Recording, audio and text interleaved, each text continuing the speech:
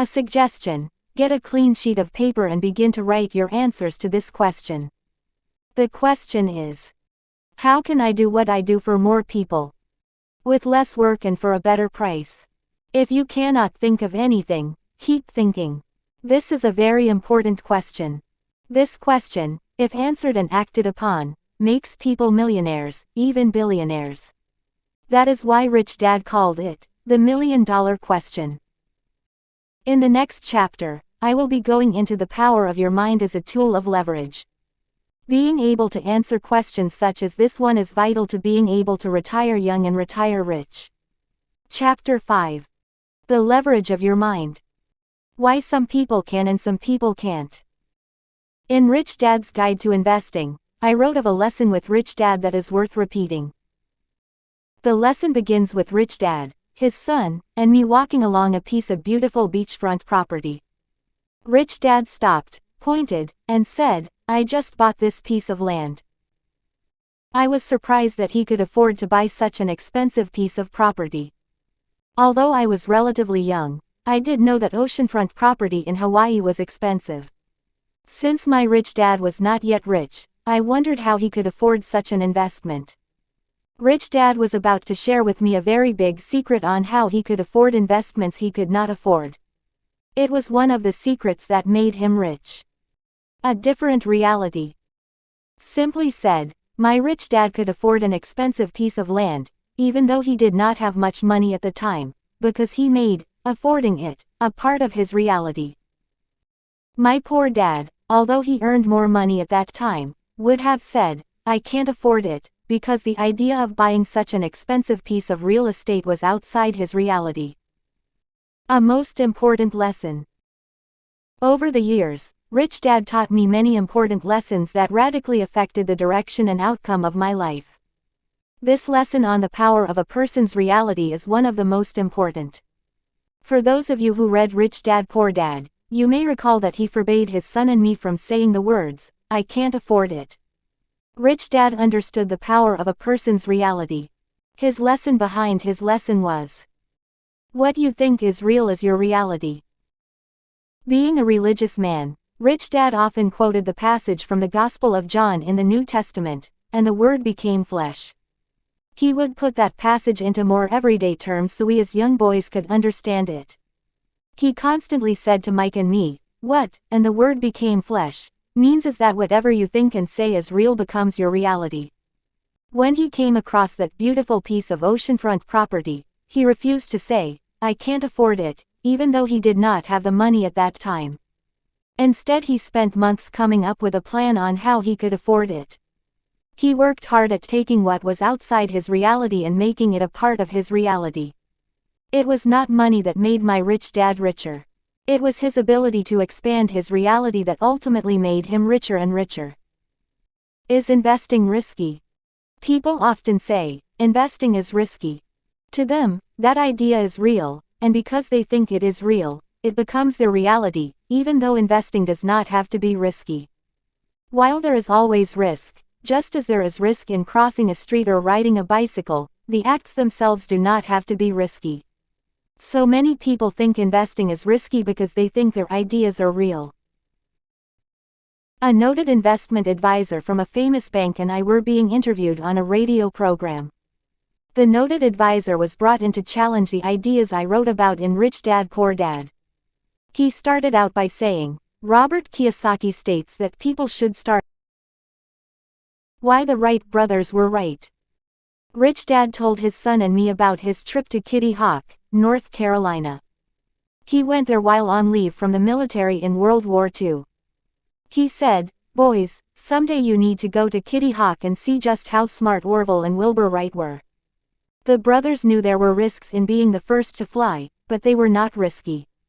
Rich Dad explained that the Wright brothers chose a large flat expanse of grassy sand to practice failing. He said, those young men knew they were going to fail, so they found a very safe piece of ground to fail on. They did not jump off bridges or cliffs. They found a large flat piece of ground with a good strong wind and practiced failing until the day they could fly. Because of their willingness to take risks wisely, those two young men changed the world forever. Someday, You two boys should go and see this piece of land where those two brave men chose to practice failing so one day we could fly. Most people will never fly financially simply because they choose to avoid failing. In August of 2000, I stood on that same wide piece of grassy sand and saw what my rich dad had seen some 50 years earlier. I saw a piece of land that was the perfect place to fail before flying. I was transported back to Rich Dad's lesson about the Wright brothers. Rich Dad would draw this diagram for his son and me. Humans can't fly. Reality. Pause. Humans can fly. Explaining this diagram, Rich Dad said, when a person says things such as, "I can't afford it. You can't do that. I can't do that. That's impossible." They are usually speaking from within their reality, making comments on ideas outside their reality.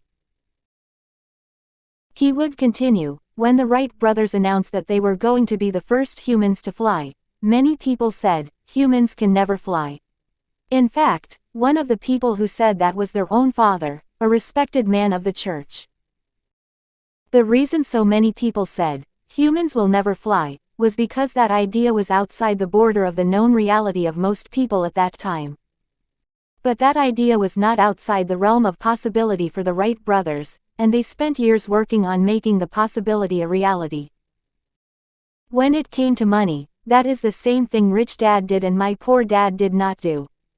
Today, the common phrase is, be willing to think outside the box. Rich Dad would say, everyone can think outside the box for a day. The question is, can you think outside the box for years? If you can, you will become richer and richer.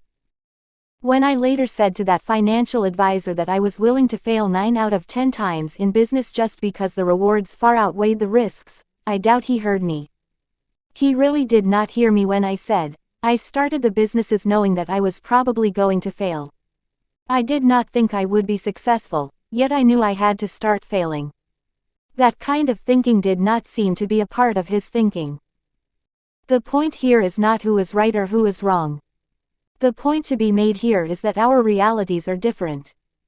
And because our realities are different, we think differently and see the world differently. The leverage of your mind. I am not encouraging anyone to go out and randomly start losing or start playing blackjack in a casino. That would be almost as foolish as betting on the lottery to take care of your retirement. This lesson is about the difference in personal realities. Humans can't fly. Possibility. Monts and fly. Humans can fly. The lesson is that our mind is our most powerful tool of leverage. Whatever we think is real becomes reality, in most cases. A person who thinks investing is risky will often find all the reality they want to substantiate that reality. This person will open the newspaper and read about all the people who have lost money investing. In other words, the mind has the power to see whatever it thinks is real and blind itself to any other reality. Just as people said to the Wright brothers, humans will never fly, and to Christopher Columbus, can't you see the world is flat? People will always have their own realities. In order to retire young and to retire rich, one of the most important things you can learn to do is to take control of your own reality. If you can learn to do that, making more and more money with less and less effort will become easier and easier. If you cannot control and change your reality, then getting richer and richer may take longer than you like. It was my rich dad's ability to continually change his reality that ultimately made him rich. It was not the beachfront property that made him rich. It was his ability to change his reality. After he bought that piece of property, he was soon looking for even bigger pieces of property to test his reality on. At the same time, it was my poor dad's inability to change his reality that caused him to work harder and not get ahead financially. It was his constant saying, I can't afford it, that shaped his reality. My poor dad was a very smart man. He could have afforded the same piece of land if he was willing to change his reality, but he did not know it was his reality that was in the way. He truly thought he could not afford a multi-million-dollar piece of real estate. His thoughts were his reality. In the end, the primary difference between my rich dad and my poor dad was simply the difference in their realities. One chose to expand his reality by saying, "How can I afford that piece of beachfront property?" Even though he could not afford it at the time. The other chose to say, "I can't afford it." It was not the beachfront property that made one rich and one poor. It was their choice of realities. The number one leverage. The number one leverage is the leverage found in your mind because it is where your realities are formed. For Kim and me to retire young and retire rich required us to constantly control, change, and expand our realities. Today I tell people, the first step in going from $50,000 a year and a lot of hard work to $1 million a year with very little work begins with a change of reality. Reality change does not necessarily mean bigger or better. A change of reality may simply be a shift in point of view. For example, instead of saying something is too risky, as many unsophisticated investors say, ask instead, what is the risk-reward ratio? Or, how many times will I lose before I win?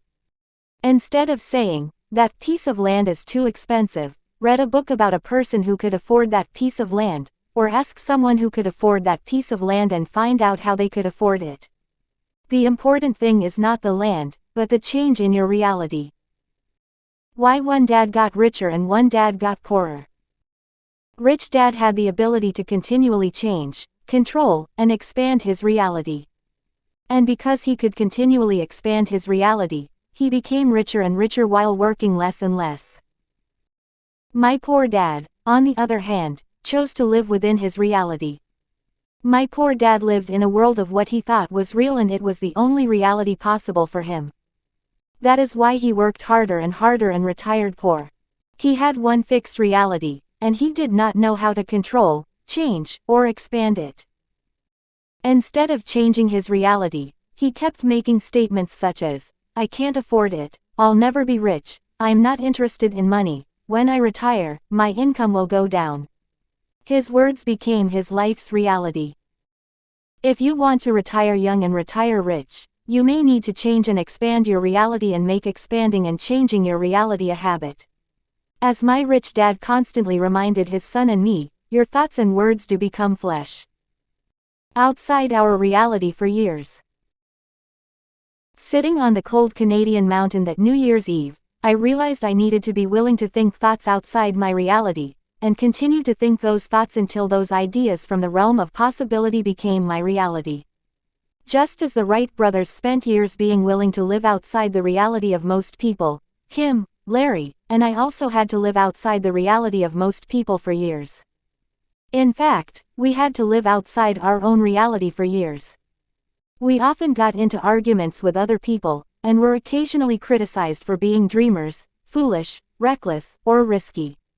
Kim, Larry, and I had to live with the faith of our convictions for at least 4 years before we began to see any tangible results inside our reality.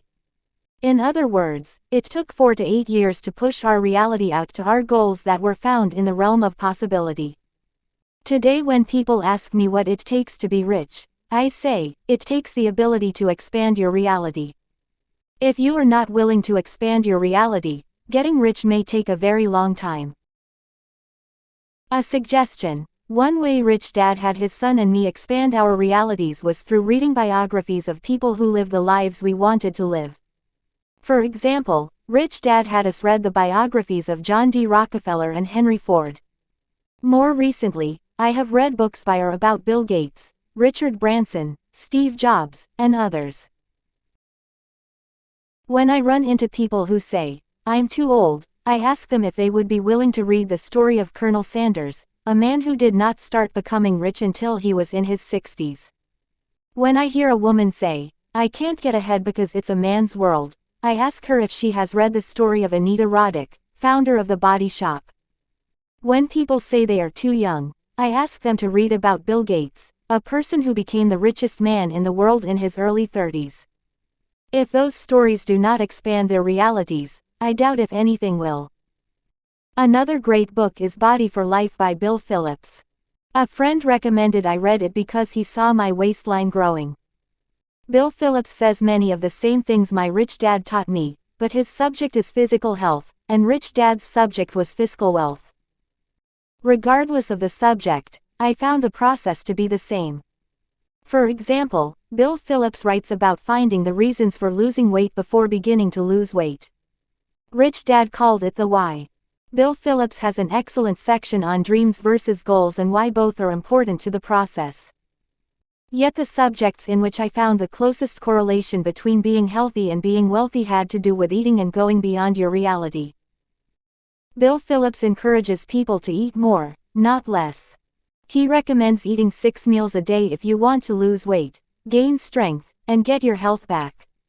He says that many people who try to lose weight by starving themselves only starve for a short time. During that time, they lose muscle, not fat, and then they come roaring back on a binge, which makes them fatter. They get fatter since they now have more calories and less muscle to burn off the added calories. I know that pattern well. Rich Dad said the same thing about people who try to become rich by being cheap, being frugal, not spending money, living below their means, and scrimping. Most people do not become financially strong with that type of behavior. A person needs to spend more if they want to become rich, but they must know how to spend and what to spend on in order to become rich. As my rich dad said, there are good expenses and bad expenses. And most of us know that there is good food and bad food. Just as a person tries to lose weight by starving, a person who tries to get rich by being cheap only gets financially weaker, and then suddenly they too go on a binge. But it is not an eating binge. It is a spending binge. And just as a binge eater will load up on junk food, the binge spender loads up on cheap junk. Bill Phillips also suggests that maximum intensity occurs after you have perceived failure. I believe what Bill Phillips is saying is that it is only after you cannot go any further, at the moment you fail, that you begin to heal and grow again. In other words, you become healthier only after you push yourself beyond your limits and fail physically. I say the same is true with becoming wealthier. I have noticed that most people are not successful because they avoid failure at all costs. Just as the investment advisor advised against starting a business because 9 out of 10 businesses fail, most people look upon failure as bad. Rich Dad taught me that failure was essential to learning and success. I personally have learned more after I fail than before I fail. Although it sometimes hurts, the healing process after the failure is ultimately what gives me more emotional and financial strength. I have met many people who are not successful simply because they have successfully failed to fail. They have failed to go beyond their own perceived reality on what they think is possible. When they fail to do that, they also fail to find out what is possible in their lives. As I said, I think it was my rich dad's ability to continually change and expand his reality that ultimately made him wealthy. Bill Phillips is saying the same thing about becoming healthy. You do not become healthier by staying within your reality of how strong you are. If you want to become healthier and wealthier, you need to go beyond your reality.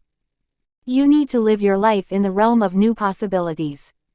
The good news is that if you do consistently go beyond your limits, you gain the best leverage of all. You gain the leverage of becoming healthier, wealthier, staying younger longer, maybe even becoming better looking. To me, that is leverage worth living for. If you are willing to expand your reality, you may want to begin by reading books or listening to recordings about people who have already achieved what you want to achieve. My poor dad encouraged me to read books on great leaders such as Presidents Lincoln and Kennedy, Gandhi, the Reverend Martin Luther King, and others. Even though both dads recommended reading to expand your reality, they just did not recommend the same realities because they came from different realities. I am glad I had exposure to both realities. If you truly want to retire young and retire rich, the place to start is with your own realities. Chapter 6. What do you think is risky? Having 2 strong men as father figures gave me the opportunity to be aware of different realities. Although it was sometimes confusing or even contradictory, having to listen to 2 different realities was beneficial to me in the long term. I realized that both men thought they were right and occasionally thought the other was wrong. My real dad was moving rapidly up the ladder in state government. He quickly rose from schoolteacher to the superintendent of education for the state of Hawaii. Noticing his rapid rise, people began to whisper that my dad would someday run for political office. At the same time my dad was climbing the ladder of government, Rich Dad had been working hard lifting himself out of poverty on his way to becoming very wealthy. By the time his son and I were in high school, he was rich and getting richer. The plan he had been following for over 20 years was working. Suddenly people began to take notice of him and his activities.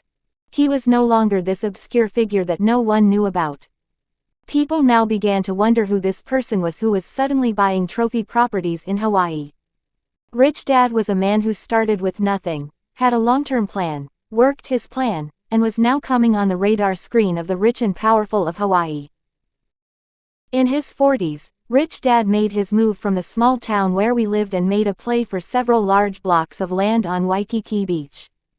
The newspapers were filled with articles about this new player in the resort market. It was not long before he controlled a block of land on the beach at Waikiki as well as other beachfront properties on the outer islands. Rich Dad was no longer a poor boy from a little town on a remote island. Rich Dad had made his move into the heart of the action, and people noticed. While my two dads were making their big career moves, I was in college at the military academy in New York.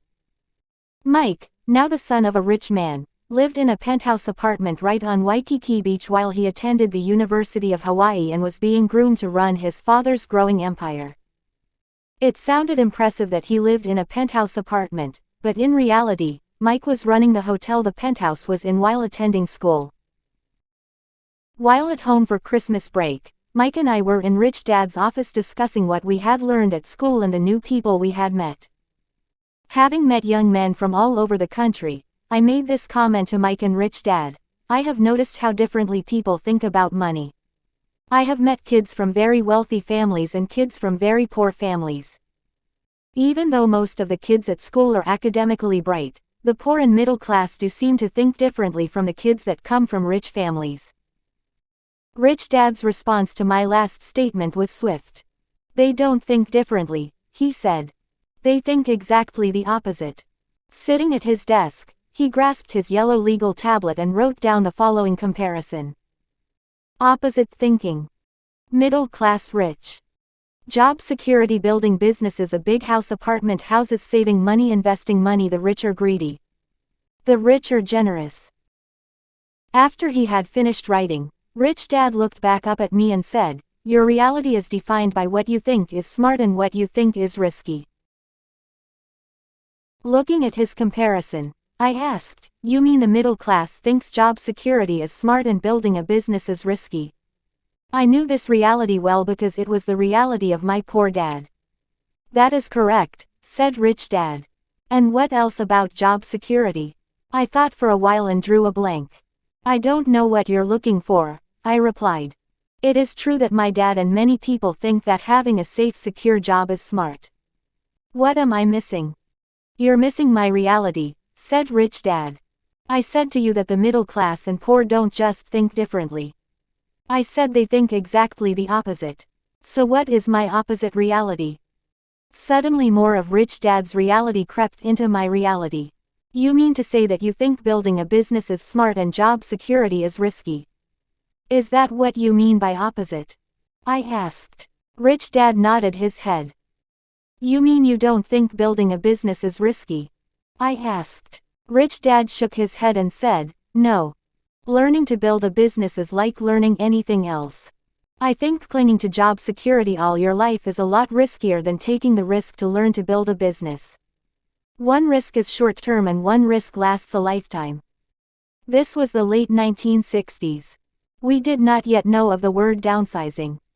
All most of us knew at that time was that you went to school, got a job, worked all your life, and when you retired, the company and the government took care of your retirement. All we were taught at home and in school was to get a good education so you can become a good employee. It was implied, but not stated, that going to school to become more employable was the smart thing to do. Today most of us know that job security is a thing of the past, but back then, no one questioned the idea of seeking job security as being the smart thing to do. I looked at Rich Dad's comparison of, the rich are greedy, versus the rich or generous, and I knew at that moment what my reality was.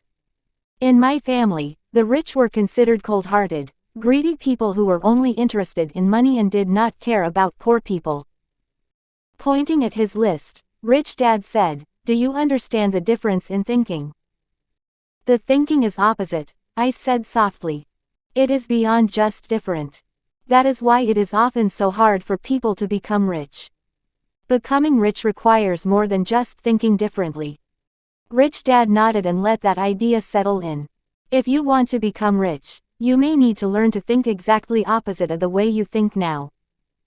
Just the way you think? I asked. Doesn't it require doing things differently also? Not really, said Rich Dad. If you work for job security, you will work hard for most of your life. If you work to build a business, you may work harder at the start, but you will work less and less in the end and you'll probably make 10 to 100 to 1,000 times more money. So which one is smarter? And what about investing? I asked. My mom and dad have always said that investing is risky. They think that saving money is smart. Don't you do things differently when you invest? Rich Dad grinned and chuckled with that comment. Saving money and investing money require exactly the same activities, said Rich Dad. You will do the same things, even though your thinking is exactly the opposite. The same? I asked. But isn't one riskier? No, said Rich Dad as he again chuckled. Let me give you a very important lesson in life. I was now older and he could add more detail to his earlier lessons. But before I give you the lesson, may I ask you a question? Sure, ask all you want. What do your parents do to save money? He asked. They try to do a lot of things, I replied after thinking about his question for a while. Well, name one, said Rich Dad. Name one thing they do that they spend a lot of time doing. Well, every Wednesday when the supermarkets advertise their weekly food specials, my mom and dad will go through the paper and plan the weekly food budget. They look for sales and clip coupons on food items, I said. That is one activity they spend a lot of time on.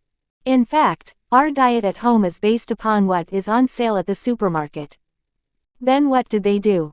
Asked Rich Dad.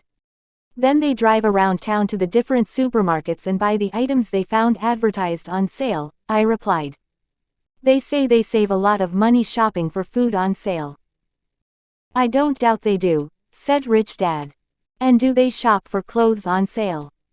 I nodded. Yes, and they do the same thing when they are in the market for a car, new or used. They spend a lot of time shopping to save money. So they think that saving is smart? Asked Rich Dad. Definitely, I replied. In fact, when they find something on sale, they buy a lot of it and put it in their large freezer. Just the other day they found a sale on pork butt and so they bought enough pork butt to last 6 months. They were thrilled to find such a savings. Rich Dad burst out laughing. Pork butt, he said, chuckling out loud. How many pounds of pork butt did they buy? I don't know, but they bought a lot. Our freezer is full again. But it wasn't just pork butt they bought. They also bought hamburger from another store that was on sale and put that in the freezer also. You mean they have a freezer just for such extra special sales? Asked Rich Dad, still chuckling. Yes, I replied. They work hard at saving every penny possible. They spend a lot of time clipping coupons and shopping at sales. Is something wrong with that? No, said Rich Dad. There is nothing wrong with that. It's just a different reality. Don't you do the same thing? I asked. Rich Dad chuckled and said, I've been waiting for you to ask. Now I can teach you one of the most important lessons you will ever learn. The lesson that you don't do the same things my parents do. I asked again, waiting for an answer to my previous question. No, said Rich Dad. The lesson that I do exactly the same things your parents do. In fact, you have seen me do it. What? I said. You shop sales to fill your freezer. I don't believe I've ever seen you do that. No, you haven't, said Rich Dad. But you have seen me shop for investments that are on sale to fill my portfolio. With that statement, I sat quietly for a while. You shop to fill your portfolio and my parents shop to fill their freezer. You mean to say that you do the same activities, but you shop for different things to fill different things? Rich Dad nodded. He wanted his lesson to sink into my 20-year-old head. You do the same thing, but my parents get poorer and you get richer. Is that the lesson? I asked. Rich Dad nodded his head and said, it is part of the lesson. What is the other part of the lesson? I asked. Think, said Rich Dad. What have we been talking about? I thought for a moment, and finally the second half of the lesson came to me. Oh, I said. You and my parents do the same things, but your realities are different. You're getting it, said Rich Dad. What about smart and risky? Oh, I said out loud. They think that saving money is smart and that investing is risky. A little more, said Rich Dad. Because they think investing is risky, they work hard saving money, but in reality they are doing the same things you are. If they change their reality on investing and did the same things with investments that they do trying to save money on pork butt, they would be getting richer and richer. You do the same things they do, but you shop for businesses, investment real estate, stocks, bonds, and other business opportunities. You shop for your portfolio, and they shop for their freezer. So they do the same things, but from a different reality, said Rich Dad. It is their reality that causes them to be poor or middle class, not their activities. It's their mental reality that makes them poor, I said softly. It is what we think is smart and what we think is risky that determine our socioeconomic standings in life. I was using a new word I had learned from my college economics class. Rich Dad continued, saying, we do the same things but we operate from a different mindset. I operate from a rich person's mindset and your parents operate from a middle-class mindset. That is why you have always said, what you think is real is your reality, I added softly. Rich Dad nodded and continued, saying, and because they think investing is risky, they find examples of people who have lost money or nearly lost their money. Their reality blinds them to other realities. They see what they think is real, even though it is not completely real. So a person who thinks job security is smart will find examples of why job security is smart and find examples of why building a business is risky. A person will seek verification of the reality they want to believe in, Mike added. That is correct, said Rich Dad. Is this making sense? Have you got the lesson? I nodded, yet I was still letting the lesson settle in. Pointing to the line on the yellow tablet that read, a big house, and, apartment houses, I said, so my mom and dad are always shopping for a bigger dream house, and you are always shopping for bigger apartment houses. You are both doing the same thing, but you are getting richer while my mom and dad only get larger mortgage payments. That is another example of the power of mindset and reality, isn't it? It is, said Rich Dad. And why are your parents always shopping for a bigger house? Because my dad's pay keeps going up so his taxes keep going up.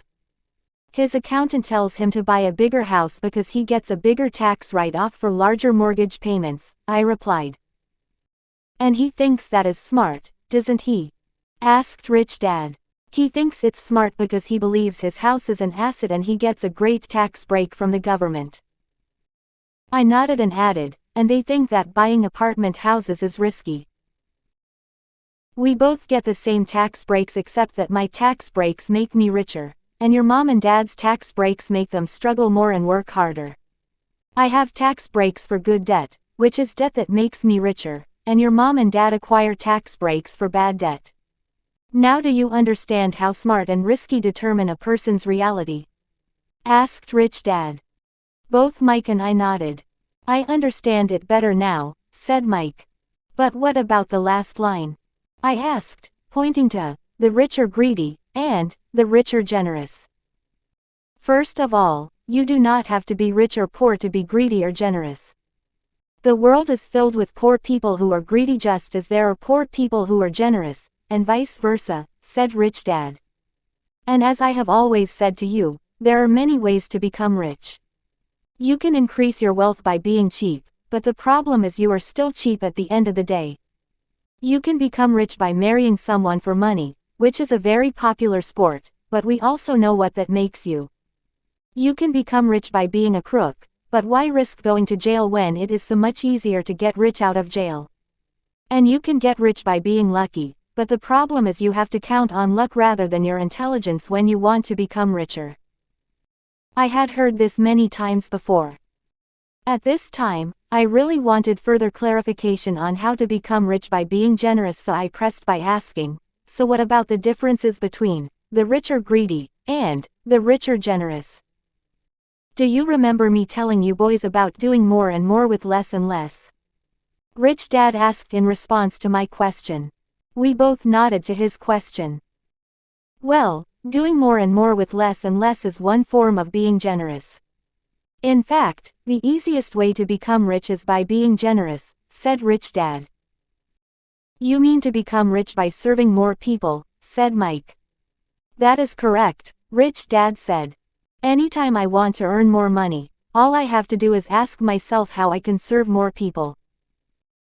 Mike then turned to me and said, my dad has never said this in front of you, but I think you are ready to hear his next lesson. We are old enough to understand a little better. Understand what? I asked. Should I tell him? Asked Mike. You've already started, so you may as well finish what you started. Mike turned to me and began to speak quietly. Your dad has always told you that the rich are greedy. Isn't that true? I nodded, saying, in so many words. The reason he says that is because he thinks the rich should pay people more and more the longer they work at a job. He calls it seniority or tenure. Is that correct? I nodded. But can you understand that, for the most part, the person is often only doing the same amount of work or doing the same job? Asked Mike softly. I understand that, I replied. But my dad does not see it that way. He truly believes in pay raises based on loyalty and longevity. So your dad thinks the rich are greedy because they will not pay for loyalty and longevity. Isn't that true? He does, one replied. Can you see how wanting more money for doing the same amount of work can be greedy? Asked Mike. Or wanting to be paid overtime or wanting to be paid extra if the job the person does is outside the job description. But that is how people in my dad's world earn their money, I said. It is their reality. That is the word, said Rich Dad. The word is reality. We come from different realities. In my world, to ask for more money to do the same job is greedy. In my world, if I want more money, I first need to do more and more for less and less money, for more and more people. Then I become rich. That is why Dad had us read the biography of Henry Ford, said Mike. Henry Ford became one of the richest men in the world because he provided automobiles for more and more people for less and less cost.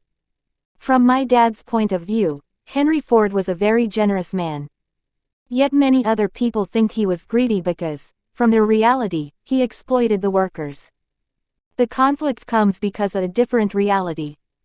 I understand, I said. As I have grown up, I have noticed the differences between people who are willing to do more and more for less and less money and the people who want to do less and less for more and more money. In my dad's world, it is the university professors who get paid the most and teach the least. They call it tenure, and that is the model of reality my dad subscribes to. And they are entitled to think that is smart thinking, said Rich Dad. But that is not the way I think. That is why your dad has a bigger house than my dad, said Mike. My dad has spent years buying and building apartment houses so he could serve more families with more and more affordable housing. The more apartments he builds, the more the price of rent goes down. If not for people like my dad, many lower-income families would be paying more and more rent because there would be so few apartments available. More apartments means lower rents. It is the basic economic principle of supply and demand. Your dad worked hard to buy bigger and bigger houses for himself and his family.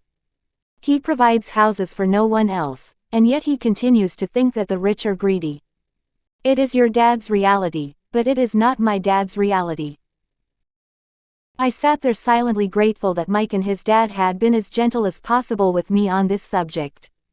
They were doing their best to point out to me the differences in the words greedy and generous. At the age of 20, I was beginning to make a shift in my reality. I knew that I could choose the reality I wanted. And the reality I was choosing was the reality of my rich dad.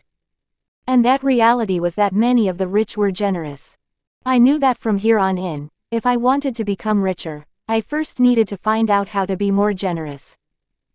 I knew that I could choose to try and become richer by asking for more money for doing less work, but I also knew that I could become richer by doing more for more people. I had that choice of reality. As Rich Dad said, the thinking is not just different. It is totally opposite thinking. At the age of 20, I was starting to think in an opposite direction from my own family's thinking. In order for me to retire young and retire rich, all I needed to do was find out how to be more and more generous, not more and more greedy. I began to see that my own family's way of thinking was the greedy way of thinking. In book number 2, Rich Dad's Cash Flow Quadrant, I wrote about the different people found in the different quadrants, illustrated below. The different quadrants represent different realities. For a person to change quadrants or to be in 2 or more quadrants requires a change in reality. For example, the E quadrant, which stands for employee, is the quadrant that sees the world from the job security reality. The S quadrant, which stands for small business or the self-employed, is the quadrant that sees the world from personal independence, the do-it-yourself or rugged individual mentality. Even in this comparison, the comparison between the S quadrant and the B quadrant, the business quadrant, you find the power of leverage coming into play. One of the main differences between a small businessperson and a big businessperson comes down to how many more people that business owner serves. A big business owner will do his or her best to build a system to serve as many people as possible. A small business owner often depends upon his or her personal touch to serve as many people as possible. The problem with the S quadrant is that the small business owner often runs out of time and is not able to serve as many people as the big business owner. So one of the differences between a small business owner and a big business owner is that an S business owner serves people personally and a B business owner uses a system to serve as many people as possible. The I quadrant, which stands for investor, is the playground of the rich. Investors make money with money. They do not have to work because their money is working for them.